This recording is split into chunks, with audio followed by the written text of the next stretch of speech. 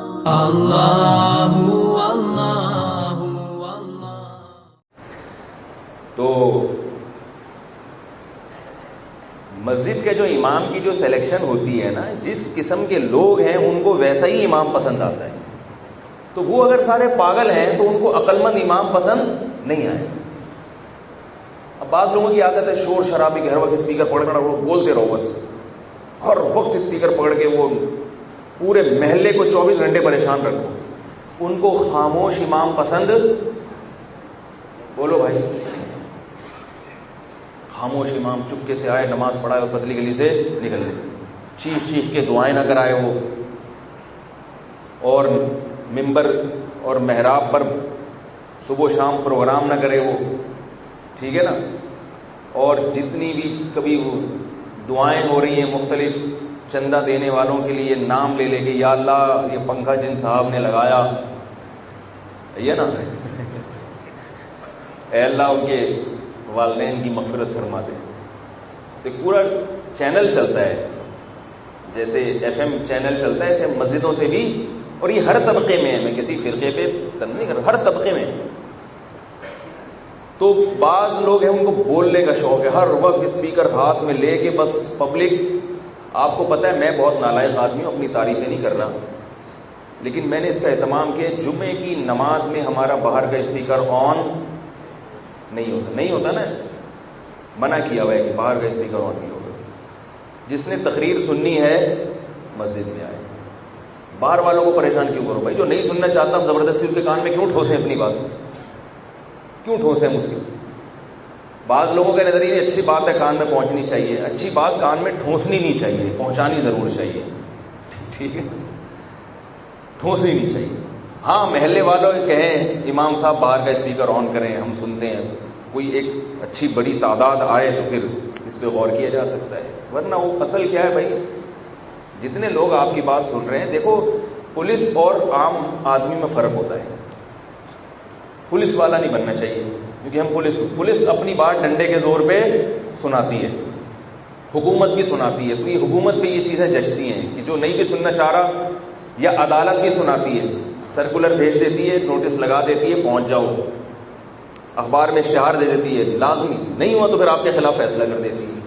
تو ہمیں پہلے اپنی پوزیشن دیکھنی چاہیے کہ ہم پولیس میں ہیں یا مسجد میں امام ہیں، ٹھیک ہے نا. زبردستی نہ ٹھوسیں اپنی بات. تو اب جیسے پبلک ہوتی ہے، ہمارے ملک میں ناخواندگی کی شرح خواندگی سے زیادہ ہے، ان پڑھ لوگ پڑھے لکھوں سے زیادہ ہیں. تو ان پڑھ لوگ امام کو سلیکٹ کرتے ہیں، اپنے جیسا امام ہوتا ہے، کچھ صورتیں کچھ چیزیں یاد کی ہوئی ہوتی ہیں، پھر وہ لچھے دار تقریریں کرتا ہے، پھر لوگ واہ واہ کرتے ہیں، اور پڑھے لکھے لوگ بدکتے ہیں. تو ان کا امیج مولویوں کے بارے میں خراب ہو جاتا ہے. اور اکثریت چونکہ ان پڑھ لوگوں کی ہے، تو اکثریت مسجد میں ائمہ بھی بیچارے ہمارے جیسے نالائق ہی ہوتے ہیں. اب آپ لوگوں کو میں ان پڑھ نہیں کہہ رہا، لیکن میں اپنے آپ کو پڑھا لکھا تو نہیں کہہ سکتا نا. تو اکثریت ایسے ہی ہے. اس سے کیا مولویوں کا امیج خراب ہو جاتا ہے، یہ ایسے ہوتے ہیں، یہ ایسے ہوتے ہیں، یوں کرتے ہیں، یوں کرتے ہیں. تو بھائی لائے امام کی سلیکشن کا صحیح طریقہ یہ ہے کہ ہمارے جو بڑے بڑے دینی ادارے ہیں، جب آپ مسجد بنائیں تو بڑے بڑے دینی اداروں سے رابطہ کریں، رابطہ کر کے اپنی چند شرائط لکھیں آپ کہ ہمیں امام چاہیے اس قسم کا ہو. اپنا مشورہ ضرور لکھیں تاکہ آپ اپنے محلے کو زیادہ سمجھتے ہیں. کیوں نہیں آ رہی سمجھ بات؟ امام چاہیے ہمیں جس میں موٹی موٹی یہ صفات لازمی ہوں، موٹی موٹی یہ، ایسا نہیں کہ بالکل ایسے جیسے رشتے تلاش کرنا شروع کر دیتے ہیں، بالکل اتنا سیدھا امام ہو. ہمارے حضرت فرمایا کرتے تھے کہ بعض لوگ جو امام کو سلیکٹ کرتے ہیں نا، اس میں اتنی پنچایتیں لگا دیتے ہیں، خوبصورت بھی ہو، اور کیا کرنا ہے بھائی، چلو یہ لگا دو بہت زیادہ بدصورت نہ ہو، یہ سمجھ میں آتا ہے. ایسا نہ امام صاحب کو دیکھ کے مقتدی کم ہونا شروع ہو جائیں، اتنے بھیانک ہوں کہ ڈر جائیں، بھاگ جائیں لوگ. خوبصورت بھی ہو اور یہ عمر ہو اس کی، اور وغیرہ وغیرہ بہت ساری شرطیں لوگ لگا دیتے. آواز بھی اچھی ہو، تلاوت کرے تو ایسے حرم کے امام کی یاد تازہ ہو جائے. تو بھائی تھوڑا سا معیار اپنا ہلکا رکھنا چاہیے. لیکن بہرحال سلیکشن کا طریقہ یہ ہے کہ بڑے بڑے مدارس ہیں، بنوری ٹاؤن ہے، جامعۃ الرشید، آپ کسی اور مسلک کے ہیں تو چلو اسی مسلک کے ادارے سے رابطہ کر لیں، ٹھیک ہے، لیکن کسی بڑے انسٹیٹیوٹ سے رابطہ کریں، آپ ان سے کہیں کہ ہمیں امام چاہیے جس میں موٹی موٹی یہ 4-5 شرطیں ہونا ضروری ہیں، کیونکہ ہمارے محلے کی ریکوائرمنٹ ہے یہ. آپ اس میں جس کو بہتر سمجھتے ہیں اس کو سلیکٹ کریں. تو مدرسے والوں کو پتا ہوتا ہے کہ ہمارے پاس جو افراد ہیں کس میں کتنا پانی ہے، کس میں کتنی صلاحیت ہے. پبلک کو نہیں پتا ہوتا، مدرسے والوں کو یہ بھی پتا ہوتا ہے کہ یہ جو ہے یہ ہمارے رکھنے کے قابل نہیں ہے، تو ہم اس کو وہاں کیوں بھیج دیں، اس کو تو ہم مصیبت سے برداشت کر رہے ہیں.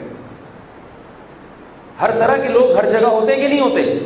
بھائی سیاست میں ہر طرح کے لوگ ہیں، ڈاکٹروں میں ہر طرح کے لوگ ہیں، فراڈی بھی ہیں 1 نمبر بھی، حکیموں میں بھی 2 نمبر بھی 1 نمبر بھی. کیا خیال ہے؟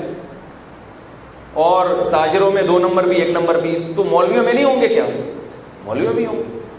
تو وہ 2 نمبر مولوی مدرسوں میں بھی ہوتے ہیں، مسجدوں میں بھی ہوتے ہیں. تو مدرسوں والوں کو پتا ہوتا ہے کہ 1 نمبر ہے یا 2 نمبر. اب آپ کے 2 نمبر نکالا کیوں نہیں؟ کسی ادارے سے کسی کو نکالنا، اس میں بہت ساری چیزیں دیکھی جاتی ہیں. ہر جگہ ہر چیز ایسے نہیں ہوتی جیسے آپ سمجھ رہے ہوتے. تو اس میں جب ادارے کو آپ اپلیکیشن دیں گے تو وہ پھر آپ کو صحیح بندہ منتخب کر کے دیں گے. پھر جب وہ آپ کو دیں تو آپ کو کوئی شکایت ہو تو اسی ادارے سے رابطہ بھی کر سکتے ہیں آپ، ورنہ امام میں اور کمیٹی میں ساس بہو کے جھگڑے شروع ہو جاتے ہیں. امام کو یہ ہوتا ہے میں عالم ہوں، یہ عامی لوگ مجھے دبانے کی کوشش کیوں کر رہے ہیں، اور عوام کمیٹی کو یہ ہوتا ہے کہ ہم عامی ہیں مگر امام پر منتظم کون ہے؟ ہم ہیں، یہ تھوڑی ہیں، تنخواہ ان کو ہم دے رہے ہیں، تو یہ علاقے کے چودھری بننے کی کوشش کیوں کر رہے ہیں. تو پہلے دن سے کشتی شروع، پہلے دن سے امام کو اپنی سیٹ خطرے میں نظر آتی ہے.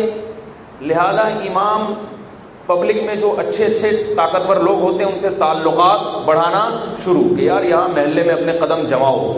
اور ویسے بھی اس لیے بیچارہ مجبور ہوتا ہے، اسے پتا ہوتا ہے کہ میری ابھی تو تنخواہ شروع ہوئی ہے، کچھ دال روٹی گھر میں آنا شروع ہوئی ہے، مجھے یہاں سے نکال دیا تو میں تو بے روزگاری میں سڑکیں ناپتا پھروں گا. وہ بیچارہ مجبور بھی ہوتا ہے.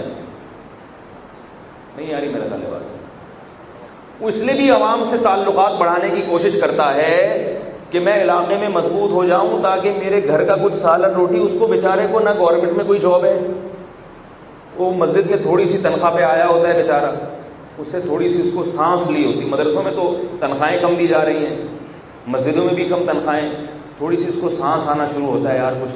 اب اس کو بیچارے کو ڈر لگتا ہے کہ میں نکل گیا تو کیا ہوگا. ایک صاحب میرے پاس آئے اور اپنے امام کی شکایت کرنے لگے، یار وہ امام صاحب نے اتنے تعلقات بڑھا لیے، ہمیں لگ رہا ہے ہماری انتظامیہ کا تختہ الٹنے والا ہے. انتظامیہ کا تختہ الٹنے والا. مجھے کہنے لگے تو ان کا خیال تھا کہ میں ان کو بولوں گا امام غلط کر رہے ہیں. میں نے کہا دیکھو امام غلط تو کر رہے ہیں، نہیں الٹنا چاہیے تختہ، لیکن حالات دیکھو بیچارے کے. اس کو یہ ڈر ہے کہ آپ نے اس کو نکال دیا اور نہ کوئی پینشن ملتی ہے، نہ ریٹائرمنٹ پہ کوئی 4-5 لاکھ روپے ملتے ہیں امام کو، اور انتظامیہ جب چاہے 2 منٹ کے اندر اس کو نکال دو، کوئی الاؤنس نہیں، کچھ بھی نہیں. تو وہ کہاں جائے گا؟ میں نے کہا اس کی جگہ آپ ہوتے تو کیا آپ میں اتنا توکل ہوتا؟ ہر ایک میں ایک جیسا توکل نہیں ہوتا. تو کم علماء ہوتے ہیں جن میں بہت اعلیٰ درجے کا توکل ہوتا ہے، ان کو کوئی پرواہ نہیں ہوتی. تو یہ چیز بھی سوچنی چاہیے، مجبوری بھی سوچنی چاہیے اس کی. وہ 10-15 سال سے آپ کے یہاں امامت کر رہا ہے، اب اگر آپ نے اس کو نکال دیا وہ تو بیچارہ کہیں کبھی نہیں رہا. تو یہ ساری چیزیں ہیں جن پہ سوچنا چاہیے.